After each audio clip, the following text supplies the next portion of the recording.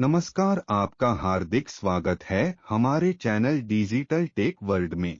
महाभारत के युद्ध के बाद विधवाओं के साथ क्या हुआ, आइए जानते हैं। पौराणिक कथाओं के अनुसार महाभारत युद्ध में लाखों योद्धा वीरगति को प्राप्त हुए थे। बचने वालों में पांडवों से 15 और कौरवों से 3 योद्धा थे। इस तरह इस युद्ध ने पूरे भारतवर्ष को लगभग योद्धा विहीन कर दिया। कुरुक्षेत्र में भाग लेने वाले सभी योद्धा पुरुष थे, जिनकी विधवाएं और परिजन शोक में डूबे थे। लेकिन युद्ध के 15 वर्ष बाद वह सभी एक रात के लिए जीवित हो उठे, जहां उनकी न सिर्फ मुलाकात हुई बल्कि कई विधवाएं अपने पतियों के साथ बैकुंठ जाने के लिए जल समाधि में चली गईं। आइए जानते हैं महाभारत युद्ध के बाद आखिर क्या हुआ।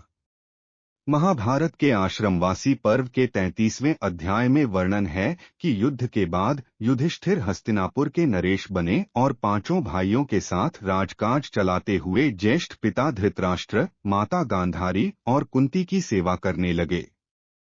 सेवा से प्रसन्न धृतराष्ट्र गांधारी करीब 15 वर्ष में अपने पुत्रों के शोक से उबर गए।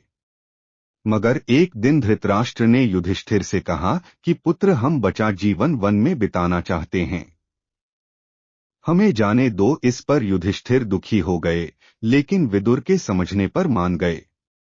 अगले दिन धृतराष्ट्र, गांधारी, कुंती, विदुर और संजय तपस्वी का रूप धर वन चले गए। इस बीच पांडवों की देखभाल से हस्तिनापुर की प्रजा खुश थी, मगर युद्ध में विधवा हुई स्त्रियां अक्सर शोक में रोती रहती थीं। कुछ समय बाद एक दिन सहदेव को मां कुंती से मिलने की इच्छा हुई तो भीम, अर्जुन, नकुल और उनकी पत्नियां कुंती से मिलने के लिए आतुर हो गईं। अगले दिन पांडव द्रौपदी को लेकर वन के लिए निकले तो हस्तिनापुर निवासी भी साथ हो लिए। इनके साथ उन योद्धाओं की विधवा भी थीं, जिनके पति महाभारत युद्ध में मारे गए थे। वन पहुंचकर जनता भी धृतराष्ट्र और कुंती के आश्रम के आसपास रहने लगे। इस बीच एक दिन महर्षि वेद व्यास पांडवों से मिलने आश्रम आए, मगर यहां पांडव सहित हस्तिनापुर के निवासियों को परिजनों के शोक में डूबा देखकर कहा कि आप लोग वीरगति को प्राप्त परिजनों के लिए शोक न करें, वे सभी स्वर्ग या फिर दूसरे लोकों में सुखी हैं। व्यास की इन बातों का लोगों पर असर नहीं हुआ। इस पर महर्षि ने कहा कि आज रात मैं आपको परिजनों से मिलवाऊंगा। तब धृतराष्ट्र और गांधारी ने युद्ध में मृत पुत्रों और कुंती ने कर्ण को देखने की इच्छा प्रकट की। द्रौपदी आदि ने कहा कि वे भी परिजनों को देखना चाहती हैं। आश्रम गंगा तट पर था। सूर्यास्त होने से पहले महर्षि वेद व्यास सभी को लेकर गंगा तट पर पहुंचे। फिर सूर्यास्त के बाद उन्होंने तपोबल से महाभारत में मारे गए योद्धाओं का आवाहन किया।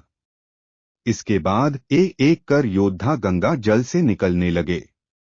थोड़ी ही देर में भीष्म, द्रोणाचार्य, कर्ण, दुर्योधन, दुःशासन, अभिमन्यु, धृतराष्ट्र के सभी पुत्र, घटोत्कच, द्रौपदी के 5 पुत्र, राजा द्रुपद, धृष्टद्युम्न, शकुनी, शिखंडी आदि वीर जल से बाहर निकल आए। महर्षि वेदव्यास ने धृतराष्ट्र गांधारी को दिव्य नेत्र दिए। मृत परिजनों को सामने खड़ा देख पांडव समेत हस्तिनापुर के सभी निवासी खुश हो गए। फिर सभी ने परिजनों से बात की, तब विश्वास हुआ कि उनके परिजन मृत्युलोक के सभी कष्टों से मुक्ति पाकर अपने अपने लोकों में रह रहे हैं। इसके बाद सभी के मन भरा शोक खत्म हो गया। एक रात की मुलाकात के बाद मारे गए योद्धा एक एक कर गंगा जल में डुबकी लगाकर गायब होने लगे। यह देख महर्षि व्यास ने विधवा स्त्रियों से कहा कि जो स्त्रियां पति के साथ उनके लोक जाना चाहती है वे गंगा जल में जीवन त्याग कर जा सकती है। इतना कहते ही सभी विधवा स्त्रियों ने गंगा जल में डुबकी लगाकर जीवन त्याग दिया और पति के लोक चली गई। दोस्तों, आपको हमारी वीडियो पसंद आई तो कृपया चैनल को सब्सक्राइब कीजिए। आपका धन्यवाद।